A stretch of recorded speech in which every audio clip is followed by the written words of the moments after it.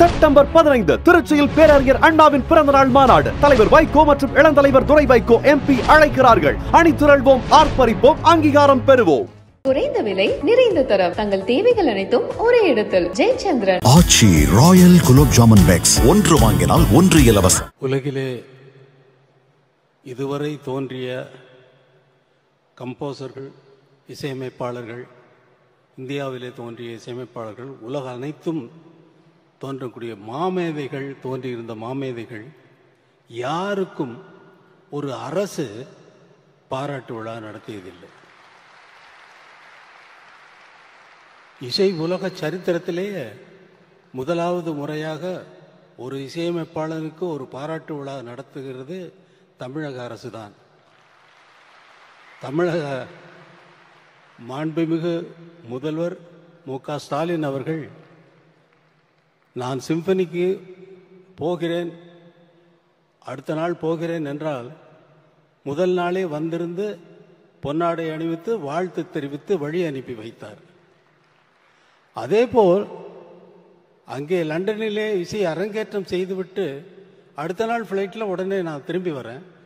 திரும்பி வரும்பொழுது ஃபோன்லேயே வந்து அங்கே ஸ்ரீராம தொடர்பு கொண்டு அரசு மரியாதையுடன் அவரை வரவேற்க வேண்டும் என்று முடிவு செய்திருக்கிறார்கள் என்று ஸ்ரீராம் வந்து எனக்கு அறிவித்திருக்கிறார்கள் என்று எனக்கு செய்தி வந்தது என்று சொல்லுகிறார்.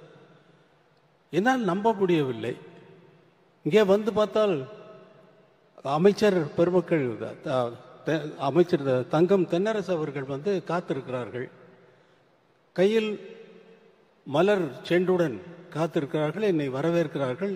அரசு மரியாதையுடன் உங்களை வரவேற்க வேண்டும் என்று முதல்வர் ஆணையிட்டிருக்கிறார் என்று சொல்லி, என்னால் என்னவென்று சொல்லுவது, வழி அனுப்பி வைத்துவிட்டு வரவேற்கவும் செய்து இன்று பாராட்டு விழாவும் நடத்துகிறார்கள். என்னால் நம்பவே முடியும்.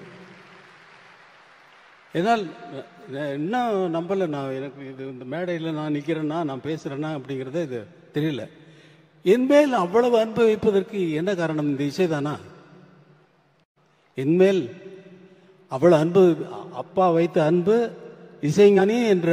இசைஞானி என்பதே எனக்கு பேராகிவிட்டது. அவர் வெறுமனே வந்து காரைக்குடியில் நடந்த பாராட்டு விழாவில் எனக்கு அங்கே ஒரு பாராட்டு விழா நடந்தது. கலைஞர், முத்தமிழ் அறிஞர் கலைஞர் அவர்கள் தலைமை ஏற்று நடத்துகிறார் அந்த கூட்டத்தை. அதில் வந்தவர், நான் அறிந்த அளவில் மேடையில் அவர் சொன்ன வார்த்தையை நான் சொல்கிறேன்.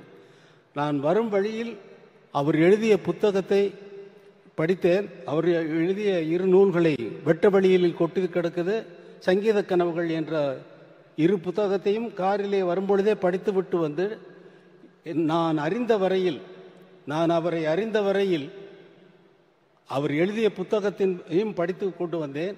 அவருக்கு இந்த மேடையிலே ஒரு பட்டத்தை வழங்க இருக்கிறேன், இசை ஞானி என்ற பட்டத்தை வழங்குகிறேன் என்று சொன்னார்.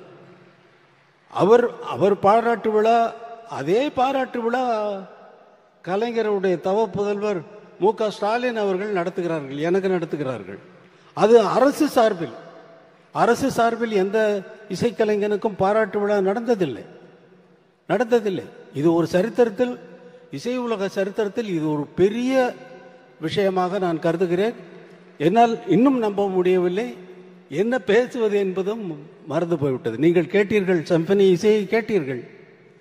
உங்களுக்கெல்லாம் உங்கள் மனதிலே என்ன தோன்றி இருக்குமோ என்பதை என்னால் கற்பனை செய்து பார்க்க முடிகிறது.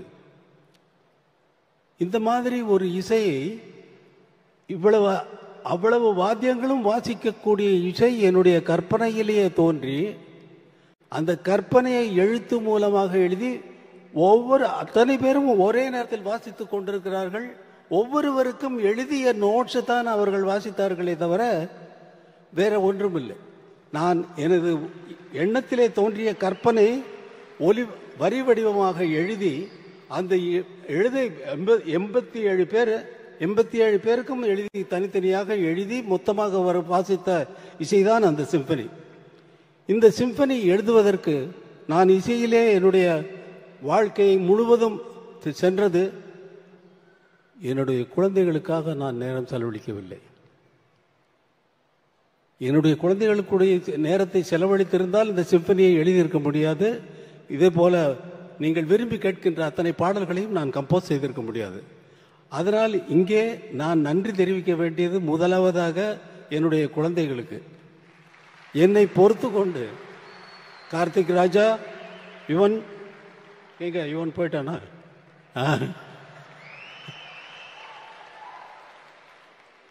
உங்கள் இருவருக்கும் நீங்கள் உங்களோட செலவழிக்க வேண்டிய நேரம் தான் அங்கே வந்து சிம்பனியாக இசையாக வெளியில் வந்திருக்கு. அதை நினச்சி நீங்கள் சந்தோஷப்படலாம். உங்களோட எங்கள் டாடி நீங்கள் எங்களுக்காக நேரம் செலவிடலைன்னு சொல்லி நீங்கள் இனிமேல் கம்ப்ளைண்ட் பண்ண போகிறதில்ல. இது உங்களுக்கும் வயசாகிடுச்சு, உங்கள் குழந்தைகள் வந்து உங்களுக்கு சொல்ல போகுது. அதை இந்த இசை எழுதும் பொழுது எனக்கு இருந்த அதாவது கட்டுப்பாடுகள், எனக்கு எந்த இக்கட்டான நிலைமைகள் என்னென்ன என்றால், நான் ஒரு கிராமத்திலிருந்து வந்தவன், கிராமிய இசை சாயல் வரக்கூடாது. அதற்கப்புறம் திரைப்பட இசையில் எவ்வளவோ அமைத்திருக்கிறேன், அந்த சாயல் வரக்கூடாது. திரைப்படங்களில் வருகின்ற பேக்ரவுண்ட் மியூசிக்கினுடைய சாயலும் வரக்கூடாது. நான் ஒரு தமிழ்நாட்டை சேர்ந்தவன் என்ற அந்த அடையாளமும் வரக்கூடாது. நான் ஒரு இந்தியன் என்ற சாயலும் வரக்கூடாது. உலகத்தில் அத்தனை கம்போசர்களும் செய்த இசையை கேட்டிருந்தேன் அல்லவா, அதனுடைய தாக்கமும் வரக்கூடாது. அவர்களைப் போல் நான் எழுதிவிட்டேன் என்று யாரும் சொல்லக்கூடாது. இவ்வளவு கட்டுப்பாடுகள் இருந்ததை மீறி 35 நாட்களில் இந்த சிம்பனியை, நீங்கள் கேட்ட அந்த சிம்பனி உங்கள் மனதில் என்னென்ன உணர்வுகளை ஏற்படுத்தியது என்பது உங்களுக்கு நன்றாக தெரியும். எத்தனை பேர் அழுதிருப்பீர்கள் என்பது நன்றாக தெரியும். எனது சகோதரர் கமலஹாசன் அவர்கள் சொன்னார், கர்ச்சீஃப் கொண்டு வந்தான் என்று சொன்னார். அந்த கர்ச்சீஃப்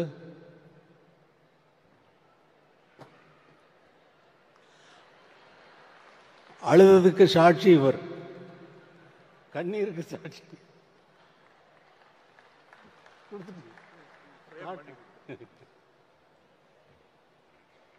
இது மாதிரி ஒரு விழா என் மனதில், அதாவது ஊன் மெழுகாய் உருகும் கரையும் அதில் உலகம் மறந்து போகும் என்று சொல்லுது நமது முதல்வர் அவர்கள் ஏற்பாடு செய்த இந்த பாராட்டு விழாவை. என்னுடைய போஸ்டர் எல்லாம் பார்க்குறப்ப எனக்கு மனசெல்லாம் ஒரே நிகழ்ச்சி. இந்த பாராட்டு விழாவுக்கும் நான் சம்மதிக்கிறவன் அல்ல. அவரை திரும்பி வந்தவுடனே வீட்டிற்கு சென்று அவரை கண்டால், அவர் சாதாரணமாக ஸ்டாலின் அவர்கள் கேட்டார், ஒரு பாராட்டு விழா நடத்தி விடலாமா அரசு சார்பில் அப்படின்னாரு. நீங்கள் நடத்துகிறதா இருந்தால் அதே சிம்பனி ஆர்கெஸ்ட்ரா இங்கே வந்து நம்ம மக்களுக்கு அதை காட்டுனா நல்லா இருக்கும் அப்படின்னு. அப்படியா பண்ணிடலாம், ரொம்ப சர்வசாதாரணமாக சொல்லிட்டாரு. இது ப்ராக்டிக்கலாக எவ்வளவு கஷ்டமான விஷயங்கிறது, 87 பேரை சேர்க்கறதுங்கிறது ரொம்ப கஷ்டமான விஷயம். அதில் ஸ்ரீராம் பட்ட அவஸ்தை, அந்த ஆர்கெஸ்ட்ரானுடைய இன்சார்ஜாக இருக்கக்கூடிய பீட்டர் இங்கே தான் இருப்பார், நான் பேசுறது கேட்டுட்டு இருப்பார். அவரை போட்டு படுத்தின பாட்டில் அவர் அதுவும் அரசு சார்பில் அவர்கள் சண்முகம் அவர்கள், மற்ற அமைச்சர் பெருமக்கள் அனைவருமே அவங்களோட தொடர்பு கொண்டு அவங்களை எதுக்குமே இந்த ஒரு இது அவங்க போட்ட கண்டிஷன்ஸ் எல்லாம் இவங்க அது பண்ண இது பண்ண சொல்லி லாஸ்ட் மினிட் வரைக்கும் டார்ச்சர்.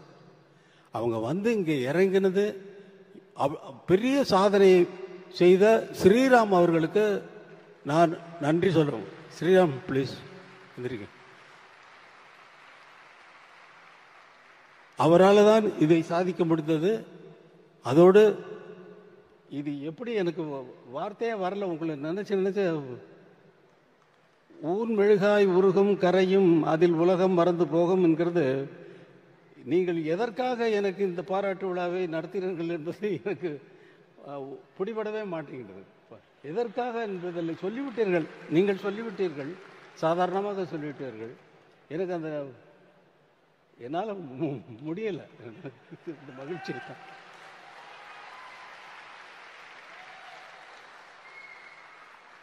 வேற ஏதாவது என்ன பேசணுங்கிறதே போயிடுச்சு பாருங்க. அவர் சூப்பர் ஸ்டார் வந்து பேசுகிறாரு. அவர் என்கிட்ட 2 நாளைக்கு முன்னாடி ஃபோன் பண்ணி நம்ம பண்ணதெல்லாம் நான் சொல்ல போகிறேன் அப்படின்னாரு. நம்ம பண்ணதெல்லாம் நீங்கள் எப்படி இங்கேருந்து மாறினீங்க, இந்த பெல் பாட்டம் போட்டுட்டு தொப்புளுக்கு மேலே பெல்ட்டு போட்டு கட்டிட்டு நல்ல கிராப் போட்டுட்டு அதில் கையில் பட்டையாக ஒரு வாட்ச் வந்து போட்டுட்டு பண்ணிட்டு ஒரு அரபா சொல்லவா சொல்லிடவா, மகேந்திரனும் நீங்களும் நானும் உட்காந்து குடித்தோம்.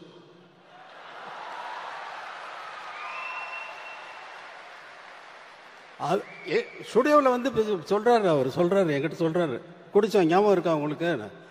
அப்புறம் இல்லை நீங்கள் அவர் அரை பாட்டில் பீரை குடிச்சிட்டு ஆட்டம் இருக்கு பாருங்க அப்படின்னாரு. அதை சொல்ல போகிறேன்னு நீங்கள் என்ன வேணாலும் சொல்லிக்கோங்க, அதை பற்றி எனக்கு கவலை இல்லைன்னு.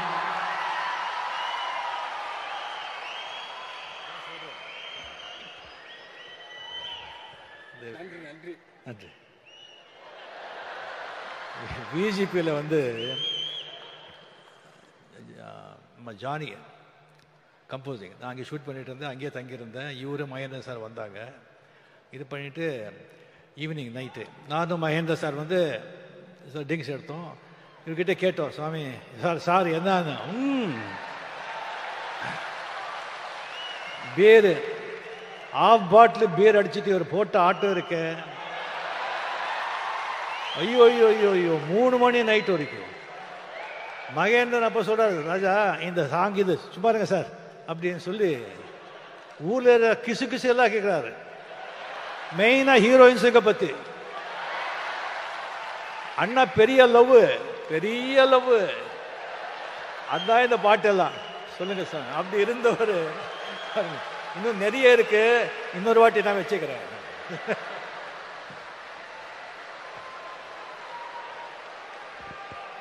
அப்புறம் சமய சந்தர்ப்பத்தில் இல்லாததெல்லாம் அடிச்சு விட்டு போறாரு. எப்படியோ உங்களுக்கு இந்த மேடையிலே முதல்வர் அவர்கள் ஒரு அறிவிப்பை அறிவித்தார். அதற்கு முதல்வர் அவர்களுக்கு என்னுடைய மனமார்ந்த நன்றியை தெரிவித்துக் கொள்கிறேன். நான் உங்களுக்கு ஒரு அறிவிப்பை சொல்கிறேன். இந்த அரங்கத்திலே இவ்வளவு பேர் தான் இந்த இசையை கேட்க முடிந்தது. எனக்கு நமது மக்கள் அனைவரும் கேட்க வேண்டும் என்ற ஆசை எப்பொழுதும் உண்டு. ஏனென்றால் இதை நீங்கள் இந்த இந்த இந்த இசையை வேறு எங்காவது கேட்டிருக்கிறீர்களா? எங்கேயாவது கேட்டிருக்க முடியுமா? இந்த இன்பத்தை நேரடியாக கேட்டால்தான், இதை ரெக்கார்ட் செய்து கேட்கறதுல அர்த்தமே இல்லை. அது இந்த இந்த உணர்வை நமக்கு கொண்டு வராது. 87 பேரும் ஒரே நோக்கத்தோடு ஒரே கவனத்தோடு அந்த இசையை எப்படி பிரசன்ட் பண்ணுவது என்பதிலேயே அவர்கள் கவனமெல்லாம் இருக்க போய்த்தான் இந்த இசை இவ்வளவு உயர்ந்ததாக இருக்கிறது. எல்லோருடைய கவனமும் ஒரே நேரத்தில் ஒரே இடத்தில் இருக்கிறது. மற்றபடி மற்ற இசைகளுக்கெல்லாம் அந்த விஷயமே கிடையாது. 87 பேர் எங்கேயாவது திரும்பி பார்த்தாங்களா? யாரையாவது பார்த்தாங்களா? ஒருத்தராவது? அவர்களுடைய வாத்தியம், அவர்கள் முன்னால் இருந்தக்கூடிய இசை குறிப்புகள், அதைத்தான் வாசித்தார்கள். இந்த இசையை நேரடியாக கேட்கும் பொழுதுதான் நம்முடைய உள்ளமெல்லாம் கரைகிறது, நம்முடைய கண்களிலிருந்து நீர் கசிகிறது, நம்முடைய உயிரை போய் அது வந்து ஆட்டுகிறது. இது சினிமா பாடல்களிலேயே நடந்தாலும் கூட இந்த மாதிரி உயர்ந்த இசையை கண்டுகொள்ளாமல் நாம் எதற்கு இந்த உலகத்தில் உயிர் வாழ வேண்டும்? எதற்கு இந்த உலகத்தில் உயிர் வாழ வேண்டும்? உயர்ந்த விஷயங்களை கண்டுகொண்டு அதை பற்றி கொண்டு மேலே போவதை விட்டுவிட்டு பல விஷயங்களில் நம் கவனத்தை சிதறடித்து விட்டு நம்மளது சக்தியெல்லாம் வீணாகிறது அந்த சிதறடிக்கிறத காரணத்தினால். அதனால் இந்த இசையை நமது மக்கள் அனைவரும் கேட்க வேண்டும் என்பதற்காக பெரிய மைதானத்திலே இதே இசை கலைஞர்களை கொண்டு வந்து அவர்களுக்கு இந்த சிம்பனியை நான் நடத்தி காட்டுவேன் என்று உங்களுக்கு ஒரு வாக்குறுதி கொடுக்கிறேன். அதற்கு தமிழக முதல்வர் என்னென்ன உதவிகள் எனக்கு தேவையோ அதையெல்லாம் செய்து கொடுப்பார் என்ற நம்பிக்கையில் நான் சொல்லிவிட்டேன். அவரிடம் கேட்கவில்லை. கண்டிப்பாக என் மீது இருக்கும் அன்பிலே அவர் கண்டிப்பாக அதை செய்வார். அந்த நாள் விரைவில் வரும் என்று உங்களுக்கு அறிவித்துக் கொண்டு இந்த விழாவுக்கு இது நன்றி நன்றி நன்றி நன்றி நன்றி சொல்ல வார்த்தை இல்லையே. நக்கீரன் டிவிக்கு சப்ஸ்கிரைப் செய்யுங்கள். உங்கள் ஆதரவே எங்கள் பலம். ஆசிரியர்களுக்கு நண்பனாகவும் மாணவர்களுக்கு ஆசானாகவும் திகழும் தேர்வு வழிகாட்டி. ஒவ்வொரு பாடத்திற்கும் அனுபவமிக்க ஆசிரியர்களின் துல்லியமான தெளிவான விடைகள். CNC இருக்கு, தேர்வு பயம் எதற்கு? இது தீரன் பப்ளிஷிங் ஹவுஸ் விற்பனை வெளியீடு.